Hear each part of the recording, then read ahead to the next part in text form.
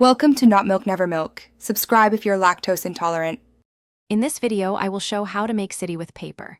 Start by sketching a simple grid for streets and zoning on plain paper, then mark main blocks and landmarks.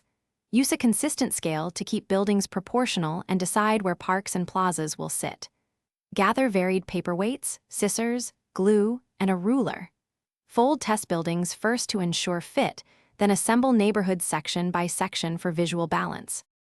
Start small and work methodically when making individual buildings, focusing on clean folds and consistent tabs for gluing.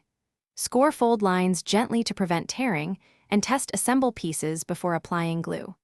Add layered facades for balconies, windows, and rooftop details to increase realism without extra complexity. Keep an eye on scale so streets and parks match building height, and alternate textures. Focus on streets and open spaces to give your paper city breathing room and realism. Cut sidewalks and bike lanes slightly narrower than streets to suggest scale, and place parks at neighborhood intersections to anchor scenes.